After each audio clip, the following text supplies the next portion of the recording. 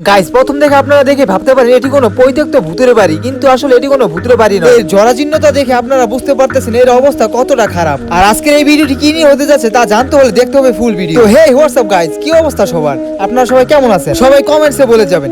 এর আগের ভিডিওতে আমি অনেকগুলো আমাদের বাইকিয়া গ্রাম 400 থেকে 500 বছর পুরনো পাল রাজবাড়ি দেখিয়েছি, কিন্তু আজকের এই ভিডিওটি কোনো রাজবাড়ি নয়, এটি হচ্ছে আমাদের যশোর ইউনিয়ন স্বাস্থ্য ও পরিবার কল্যাণ কেন্দ্র, যেটি আমাদের বাইকিয়া গ্রামে অবস্থিত। আর আমার গ্রামের এই জরাজীর্ণ স্বাস্থ্য কমপ্লেক্সটির অবস্থা দেখে আমি আর চুপ থাকতে পারলাম না। শুরুতেই যদি আমি আপনাদেরকে একটি কক্ষ দেখাই তাহলে আপনারা বুঝতে পারবেন এর অবস্থা কতটা খারাপ। আর এর ভাঙা জানালা থেকে কি সুন্দর বাইরের দৃশ্য দেখা যাচ্ছে, দেখুন আপনারাই। একেই তো এর দরজা এবং জানলাগুলো ভাঙা ছিল এবং এর ছাদে করা আস্তরগুলো সব খসে খসে নিচে পড়ে যাচ্ছে। আর এর থেকেও ভয়ানক জিনিস দেখতে চান তাহলে এই যে দেখুন, এইটা কি দেখুন, ভিতরে কি পরিমাণ জঙ্গল। আর এটা হচ্ছে আমাদের বাঘিয়ার হাসপাতালের অবস্থা। কিন্তু যত যাই হোক, এই হাসপাতালের সাথে রয়েছে আমাদের শত শত স্মৃতি। ছোটবেলায় কত এসেছি আম্মুর সাথে এখানে টিকা দেওয়ার জন্য, আজ দেখতে দেখতে কতটা বড় হয়ে গেছি। হাসপাতালটি ঠিকই রয়েছে, কিন্তু সেই হাসপাতালের অবস্থা আর আগের মতো নেই। অন্য ওই বিল্ডিংটি ভাঙাচুরা হলেও আমাদের এই বিল্ডিংটি একটু ভালো, যার কারণে এখানে এখনো আমাদের হাসপাতালের যাবতীয় কার্যক্রম পরিচালিত হয়। শুনেছি প্রতি সপ্তাহে ডাক্তাররা আসেন এবং যাবতীয় ওষুধপত্র প্রদান করে থাকে। তো গাইস, আমাদের বাগিয়া গ্রামে স্বাস্থ্য কমপ্লেক্সের ভিডিওটি